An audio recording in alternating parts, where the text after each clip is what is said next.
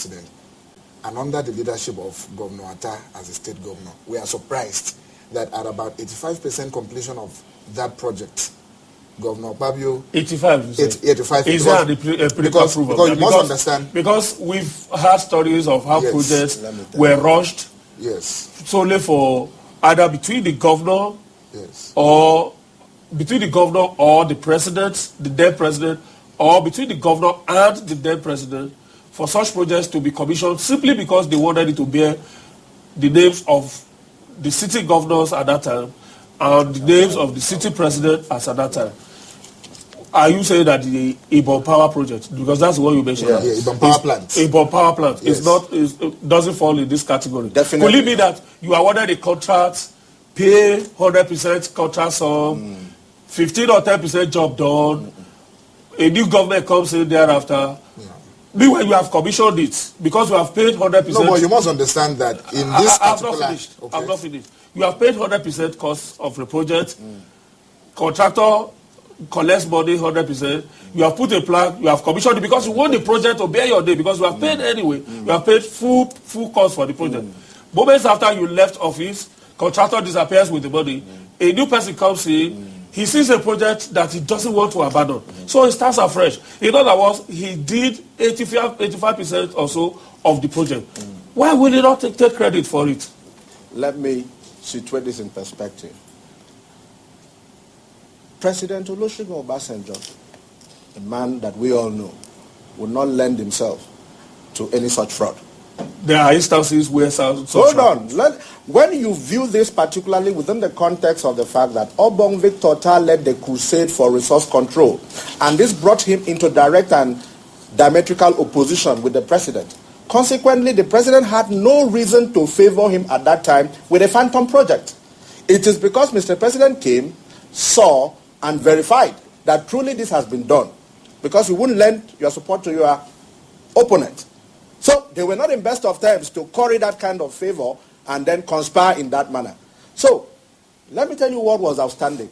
He said 85. I make bold to stretch to 90.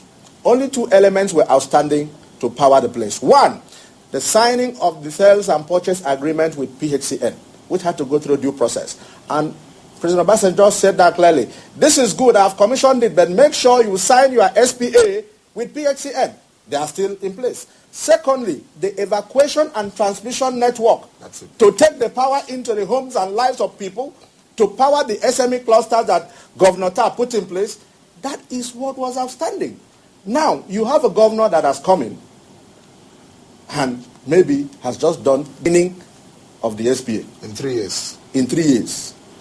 When that plant was test run, people's houses blew up.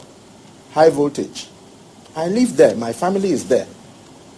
Now, the monumental fraud being envisaged and conspired and cooked together by demolishing a plaque that had the name of an ex-president, for me is sacrilege. You remove that to put your name, and you are inviting Mr. President to come and commission that project. I hasten to add that if it is the president that we know, whose antecedents are clear, he will not lend himself to this monumental fraud by doing that. He will not glorify Governor Fabio with such evidence of non-performance. So, and I hasten to add, people are saying, my panelists who came 2 days ago said 2 days is not enough for him to do all those things. But they forgot to add that every state that Mr. President visits, whenever he departs, EFCC moves in there. It happened in Bayelsa, it happened in Rivers, and Akwa Ibom will not be an exception, because this festival of fraud will definitely be pierced. The smoke screen will be pierced. No wool will be pulled over the eyes of Mr. President. He will see through because he was a governor. He was a governor, for crying out loud. So let me announce to Akwa Ibom, wait and wait. After Mr. President departs, expect AFCC. And besides, it is an offense known to law. It is plagiarism to destroy some other person's legacy and take glory. So this is unacceptable in all terms. If you say that about the Ibom power plant, yes. What about the Ibom Tropicana? I was told that Ibom Tropicana Hotel. Yes. As at the time it was commissioned by Obong-Ata, only about 17 rooms were ready in that big that is Le Meridian Resort. Okay, let's talk about that one that I know, the Le Meridian Resort. There are only about 17 rooms were ready. That is a lie, because just as you went for the inspection, we went for inspection too, and that's a model of a 5-star hotel. So how would you say? Okay, if it could be a private initiative, why commit government resources to it? But then have you looked at the long-term project, the long-term benefit to the state and its citizens? There is no long-term benefit. Let me be very Why would there be a long-term project? Every developmental initiative is preceded by needs assessment. So you have to first ask yourself, is this what my people need? Even under the conservative Maslow's hierarchy of needs, entertainment is not there. Entertainment is an ostentatious indulgence practiced only by people who have satisfied their basic needs of food, shelter, clothing, employment, on other basic needs of life. Hold on, sir. Let me hold on. You are old school. No. There's so much money in the entertainment industry today. But every state should not photocopy another person's prototype to come and practice. You must localize your priorities and find out what your people need. The Tropicana project is a failed attempt to copy Cross River Tinapa, which is not a success story by global best practice. Now, let me give you, Benga, you have been in Lagos. Let me give you a classical example. I'm a Lagos boy. Now, Lagos Circuit is known to have the highest number of socialites. Shell Hall in Muzon Center is 1,200 seating capacity. International Conference Center in Abuja here has about 1,800 seating capacity. The Villa Banquet Hall in the presidential villa has 2,200 capacity. Now, Akpabio is telling us that he committed our 33 billion to build us a 10,000-seater capacity hall.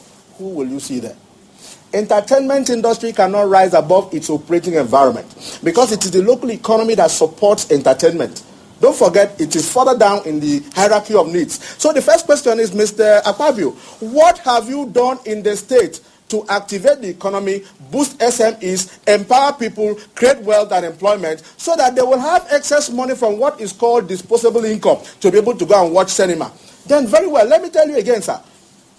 You cannot take us to cinema when our colleagues in other regions are studying science, physics, petroleum engineering so that they can now come and work in the multinationals that are bound in our state. Then when we come out of watching cinema, they tell us that we are not qualified to work in all these multinationals. I don't want to mention them. But the state has the highest concentration of hydrocarbons. A sensitive governor with direction should develop human capacity and skill in the area of need of the state. Governor Atta, with due respect, sir, had that vision and established Akwa Ibom University of Technology and sited it near a waterside in Ikorobasi because it had shipbuilding and boatyard as one of it to develop our marine capacity, to develop engineering skills to work in mobile air chef and all the multinationals there. Now, this Governor Akpabio came, dismantled the structure, and said, no, university should not be by waterside. Let me take it to my place because he does not appreciate the difference between agriculture and agricultural technology. He relocated the university and took it to College of Agriculture because it is in the senatorial district. And we tell the people I gave it, education is tailored to needs. And you have a trajectory. When these people finish, what will they be doing?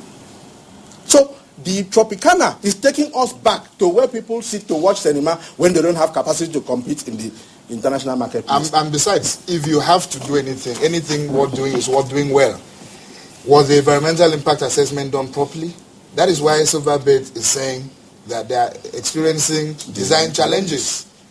That is why part of the Tropicana has collapsed because of the failure to do the right thing. Ex-Governor advised. But surely you cannot blame the governor for that. But the governor said, the governor promised that before the end of the first quarter of this year, the first phase will be ready. And we are in the first month of the third quarter, and that first phase has not been completed. Yet 17 billion has been paid up. But television built a gallery in Abuja, and we understand it was just 7 billion.